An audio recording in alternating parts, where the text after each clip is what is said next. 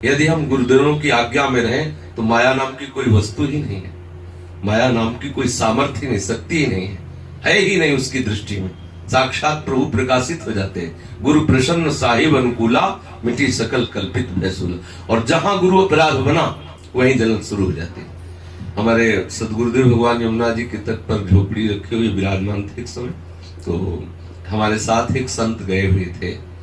उन्होंने गुरुदेव भगवान से एकांतिक समय था, पूछा कि भगवान हमारे हृदय में काम वेदना बहुत प्रकट होती है, क्या करूं?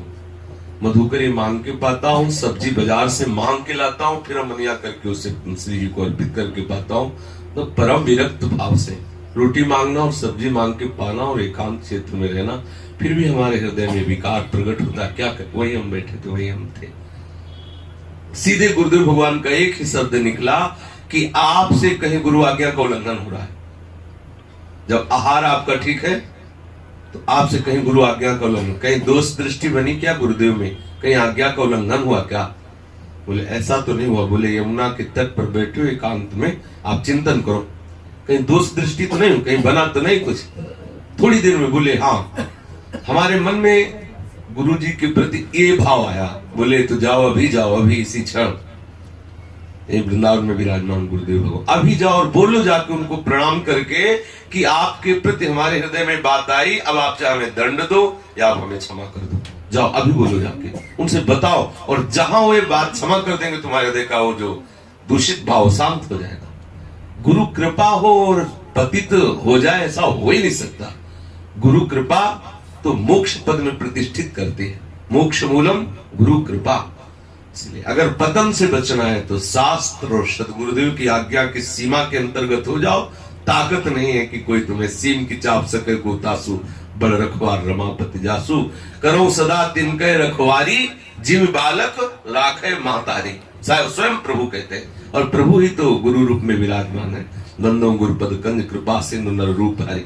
जहां जो भी साधक क्लेशित होगा, चाहे हम हो चाहे आप हो, जहां भी आपको क्लेश होगा, जहां भी आप पतन के सीढ़ी पर खड़े होंगे, तो आप देख लो आज्ञा उल्लंघन कर रहे हो। शास्त्र और गुरुदेव की आज्ञा के विपरीत आपका चिंतन, विपरीत आचरण, विपरीत आहार, विपरीत संग, तो आपको गिरना पड़ेगा, गिरना पड़ेगा। अगर आप गुरु आज्ञा में चले तो सीम की चाप सके को तासु, कौन उसकी सीमा का स्पर्श कर सकता है? जे गुरुपद अंबुज अनुरागी, ते लोकों वेदों बड़ भागी। जे गुरु चरण रेम सिर धरे, ते जन विभो सकल बस करे। कोई ऐसी सामर्थ्य नहीं कि उसे गिरा सके। गुरुदेव और संत और भगवंत ये सब एक ही बात। भक्ति भक्त भगवंत गुरु चतुर नाम बपुए। आज्ञा के अंतर्गत रहो, माया स्पर्श नहीं कर सकती। जरा सी अपनी बुद्धि लगाई और ये भाव आया कि हम कुछ जानते हैं या हम में कुछ है, तो इतना और आनत खगराया और हरि प्रेरित व्यापी देह माया। और माया वो शक्ति भगवान की है कि ज्ञानी नाम अपचेतांश देवी भगवती ही सा, बलादा कृष्ण मोहाय महामाया प्रेक्षति। बड़े बड़े ज्ञानियों के भी चित्त का अपहरण करके बलात् भगवत विस्मरण करा दे, उसका नाम माया। और बड़े बड़े अपराधियों के भी हृदय के समस्त मलों को धोकर भगवत स्मरण करा दे, वो भक्ति। भक्ति का प्रादुर्भाव होता है गुरुचरण आश्रित जन। गुरुचरण आश्रित को कोई प्रश्न ही नहीं होता, कोई समस्या ही नहीं होती, कोई बाधा ही नहीं होती। तो अंदर कोई बाधा आए ही नहीं पाएगी। आप जो सोचोगे तत्काल सामने उपस्थित हो जाएगी वो बात। पूछने का अगर उनको किसी की बात सुनवानी है तो भले आपके अंदर से बात आ जाए कि आप हमें बता दो, नहीं, पूछने की जरूरत नहीं पड़ेगी। जो गुरु आज्ञा के अधीन रहता है वो गुरु तत्व स्फुरित होता रहता है, उसके अंदर दिव्य ज्ञान का प्रादुर्भाव अपने आप होता रहता है गुरु कृपा से। इसलिए पतन से बचने का एक ही उपाय है सदगुरुदेव की शरणागति।